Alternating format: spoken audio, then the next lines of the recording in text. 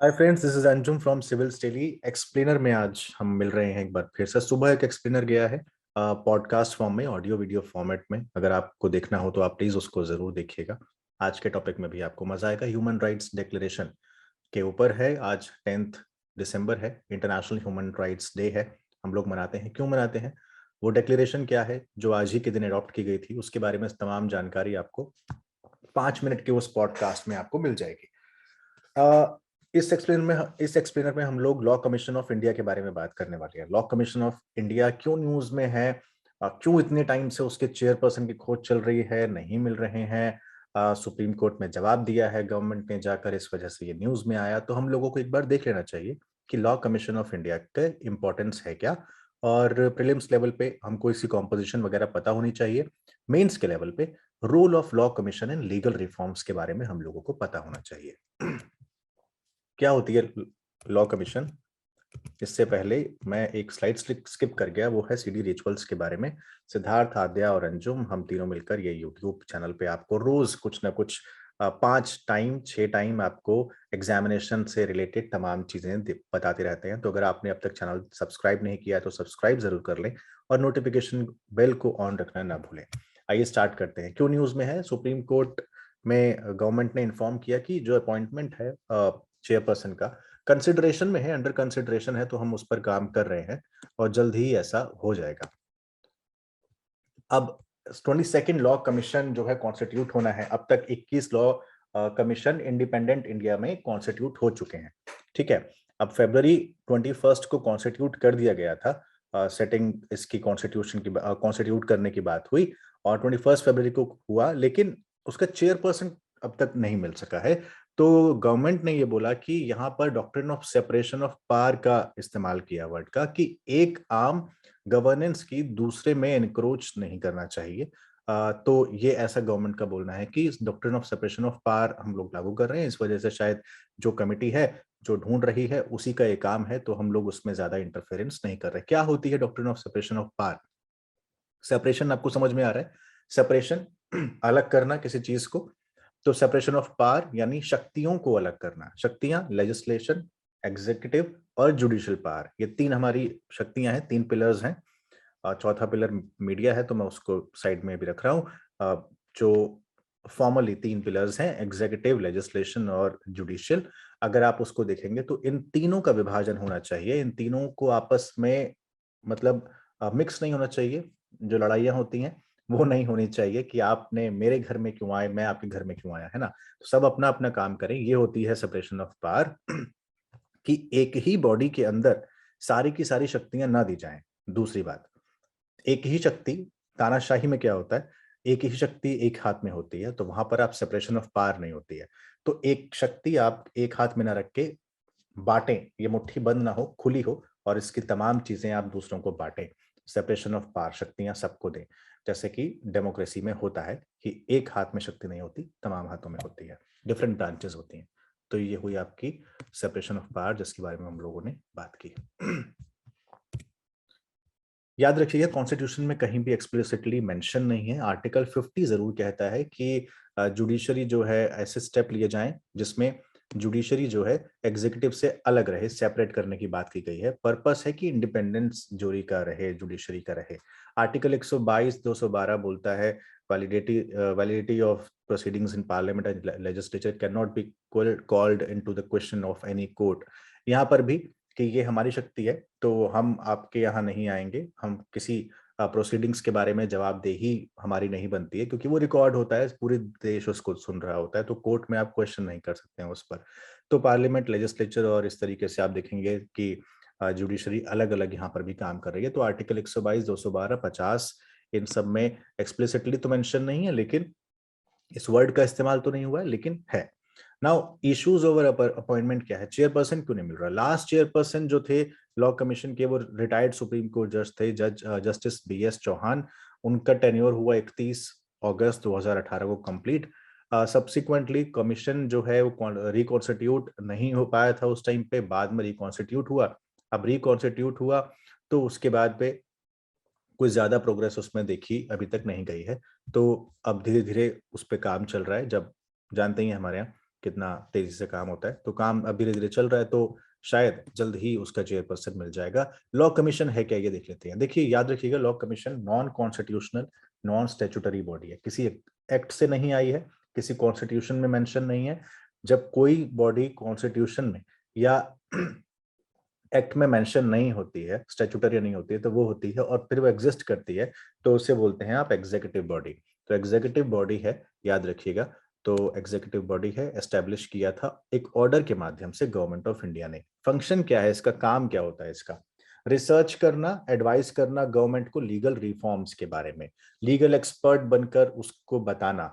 एक जिसको रिटायर्ड जज हेड करते हैं और बताते हैं कि भाई आपके यहाँ ये कानून है और इस कानून में ये खामियां हैं, इन खामियों को आप इस तरीके से दुरुस्त कीजिए, और उस पर एक लंबी चौड़ी एक रिपोर्ट रिसर्च करने के बाद दी जाती है। इसको हम बोलते हैं इसका रिसर्च और एडवाइस का काम है। सुओ मोटो एक्शन लेकर, रेफरेंस मतलब सेंट्रल गवर्नमेंट अगर बोलती है तो ठीक है, अदरवाइज सुओ मोटो भी ये लोग अपने आप ये काम कर सकते हैं, रिसर्च कर सकते हैं, किसी लॉ को देख सकते हैं, एग्जिस्टिंग लॉ को, और उसमें रिफॉर्म्स जो है सुझा सकते हैं। नए लेजिस्लेशन बनाने हो तो उसको ये सुझा सकते हैं। तो ये काम होता है एग्जीक्यूटिव लॉ कमीशन का।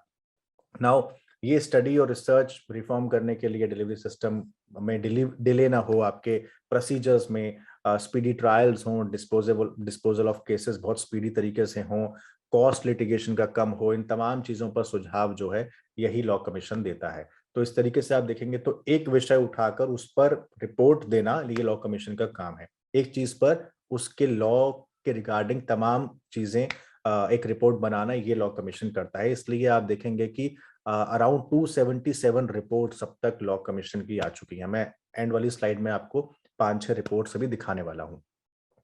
फिक्स टेन्योर होता है आमतौर पर 3 साल, और वर्क एडवाइजरी बॉडी के तौर पर ministry of law and justice के साथ ये बॉडी काम करती है। लास्ट चेयरपर्सन रिटायर हुए, जैसे मैंने आपको बताया, उनके बाद से अभी मिल रहे हैं चेयरमैन, खोजे जा रहे हैं। मतलब कॉलोनियल बैकग्राउंड है इसका। कॉलोनियल बैकग्राउंड इस तरीके से है कि ईस्ट इंडिया कंपनी के टाइम पे जब 1833 में चार्टर एक्ट आया था, उसके टाइम पे लॉ कमीशन को पहली बार कॉन्स्टिट्यूट किया गया था। तब के चेयरमैन थे लॉर्ड मैकॉले, जानते हैं सब मैकॉले नीति के बारे में।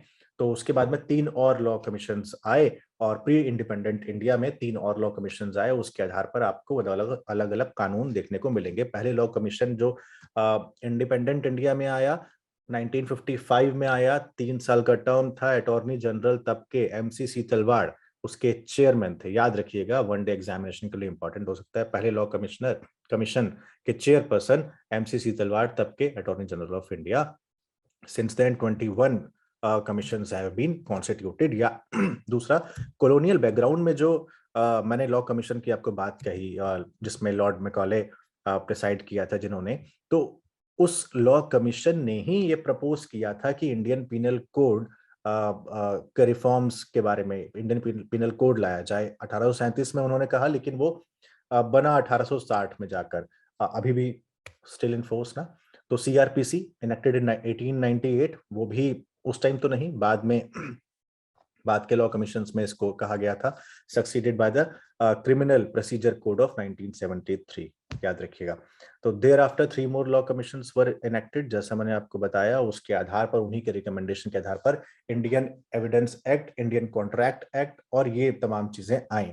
अब जो लास्ट का लॉ कमीशन था, इससे पहले वाला जो अभी कॉन्स्टिट्यूट हम लोग कर रहे हैं, अब तो 22वां कर रहे हैं, जो 21वां लॉ कमीशन था, जिसमें जस्टिस BS चौहान रिटायर्ड उसके चेयरपर्सन थे। उन्होंने कुछ रिपोर्ट सबमिट की थी और कहा था कि लोकसभा के और बाकी जो इलेक्शंस होते हैं विधानसभा के, असेंबलीज के, वो साइमल्टेनियसली होने चाहिए।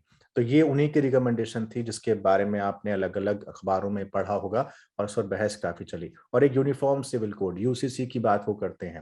यूनिफॉर्म सिविल कोड किस आर्टिकल के तहत है, ये आप मुझे कमेंट बॉक्स में बताएंगे अभी, जब भी आप इसको सुन रहे होंगे। तो UCC आर्टिकल कौन सा है, DPSP है, FR है, FDs है, किस में आता है, ये भी आप मुझे जरूर बताएं। आर्टिकल कौन सा है, आर्टिकल का नाम भी बताएं।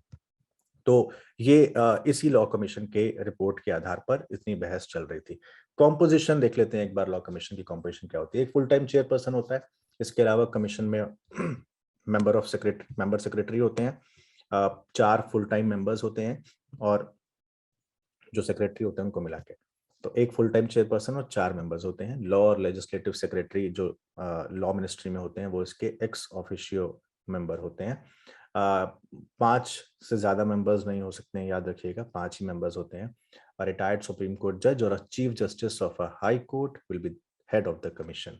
रिकमेंडेशंस नॉन बाइंडिंग होती हैं, आप एडवाइजेबल होती हैं, आप एक्सेप्ट कर सकते हैं, रिजेक्ट कर सकते हैं। वैसे भी चूंकि एग्जीक्यूटिव बॉडी है, कॉन्स्टिट्यूशनल बॉडी नहीं है, स्टैट्यूटरी बॉडी नहीं है, कॉन्स्टिट्यूशनल नहीं है, तो वैसे भी रिपोर्ट बाइंडिंग नहीं होती है।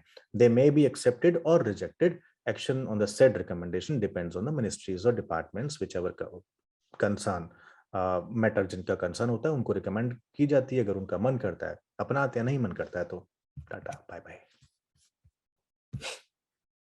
रोल क्या है लीगल रिफॉर्म्स में?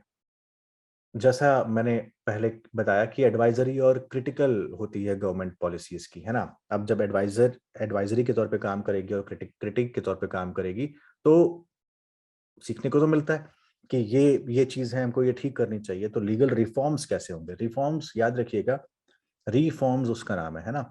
एक चीज आपने फॉर्म की, मैंने उसमें आपको कमी बताई, आपने उसको रीफॉर्म किया, इसको बोलते हैं रीफॉर्म, रिफॉर्मेशन।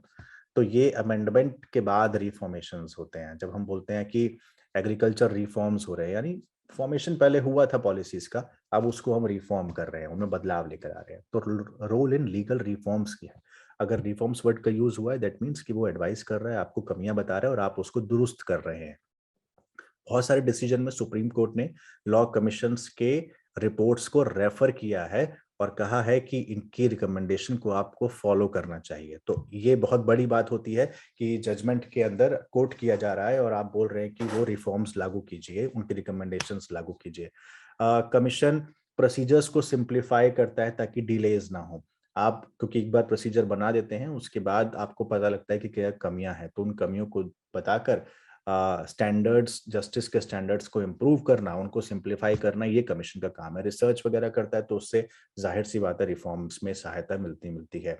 एक अकाउंटेबल बनाता है गवर्नमेंट को सिटीजन फ्रेंडली गवर्नमेंट बनाता है। और ये कोशिश करता है कि गवर्नमेंट जनता के साथ ट्रांसपेरेंट रह सके, किसी तरीके की मुश्किलात ना जनता को आए ना गवर्नमेंट को आए, और पीपल जो राइट टू इंफॉर्मेशन वगैरह चीजें हैं वो बनी रहें। तो ये सारी चीजें लीगल रिफॉर्म्स में जो है मायने रखती हैं, ये इसका काम है।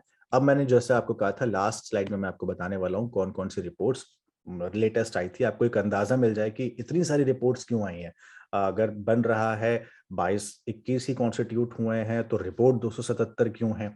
तो एक विषय पर एक रिपोर्ट आती है। लाइक अगर आप लास्ट रिपोर्ट देखेंगे 277 wrongful prosecution, miscarriage of justice, legal remedies उसकी क्या क्या होनी चाहिए, इस पे दी गई थी। अब ये रिपोर्ट आप देखिए, legal framework gambling and sports betting including cricket in India. अब ये गैम्बलिंग और स्पोर्ट्स बेटिंग के ऊपर ही पूरा लीगल फ्रेमवर्क पे एक रिपोर्ट बना के उन्होंने सौंप दी। इसके अलावा बीसीसीआई और राइट टू इंफॉर्मेशन एक्ट पर बनाई report number 275। Then review of the contempt of court act 1971 को रिव्यू किया, तो उसके लिए एक report. Then implementation of UNCT, united nation convention against torture. Then human DNA profiling, आपने पढ़ा होगा एग्जामिनेशन में, साइंस एंड टेक्नोलॉजी में आप पढ़ रहे होंगे डीएनए प्रोफाइलिंग के बारे में।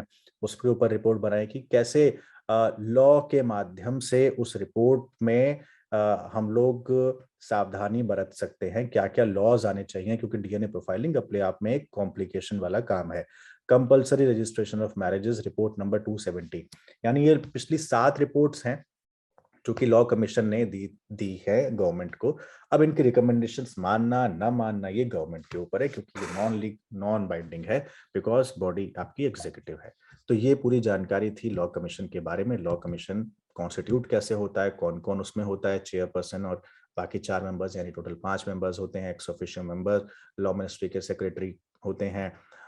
उसका चेयरपर्सन कौन होता है, हाई कोर्ट के चीफ जस्टिस या सुप्रीम कोर्ट के जज जो भी रिटायर्ड होते हैं, वो उसके कमीशन के हेड बनते हैं। रिकमेंडेशन बाइंडिंग नहीं होती हैं। फर्स्ट लॉ कमीशन मैकॉले के टाइम पे आया था, उसी के आधार पे आप आईपीसी आज तक देखते आ रहे हैं। लास्ट लॉ कमीशन ने यूनिफॉर्म सिविल कोड्स और साइमल्टेनियस सिलेक्शन के बारे में बात कही थी। उससे पहले कॉलोनियल बैकग्राउंड हमने देखा, पोस्ट इंडिपेंडेंस फंक्शनिंग हमने देख ली। एमसी तलवाड़ और the first chairperson of the first law commission, याद रखिएगा 1955 में 21 कमीशन अब तक बन चुके हैं। लॉ कमीशन के बारे में मैंने आपको सारी चीजें बता दी। इस तरीके से आपने doctrine of separation of power भी देख ली, आर्टिकल 50, 122, 212 भी देख ली। ये पूरा इशू था लॉ कमीशन इंडिया के बारे में। अगर आपने अभी तक चैनल सब्सक्राइब नहीं किया तो प्लीज सब्सक्राइब कर लें। अगर आपको सिविल स्टडी की 1-on-1 मेंटरिंग चाहिए तो डिस्क्रिप्शन बॉक्स में दिए गए लिंक पर क्लिक करके आप ऐसा कर सकते हैं। बहुत ख्याल रखिए और सुबह का एक्सप्लेनर अगर आपने नहीं देखा हो तो वो जरूर देख लीजिएगा। बहुत शुक्रिया। Thank you so much. अब यूपीएससी की तैयारी के लिए दिल्ली या इलाहाबाद आने की जरूरत नहीं है, क्योंकि सिविल्स डेली कराने जा रहा है आपकी प्रिपरेशन सीडी यूट्यूब क्लासेस के माध्यम से, जहां हम लेकर आ रहे हैं डेली बेसिस पर करंट अफेयर्स और स्टैटिक पोर्शन के टॉपिक्स, प्रीलिम्स, मेंस और इंटरव्यू को मद्देनजर रखते हुए। तमाम वीडियो लेक्चर्स और मेंटरशिप गाइडेंस, वो भी बिल्कुल निशुल्क। हम अपना टाइम इन्वेस्ट करते हैं ताकि आप अपना कीमती वक्त सही जगह, सही डायरेक्शन में इस्तेमाल करें। Press the bell icon and subscribe to our channel to follow #CD Rituals.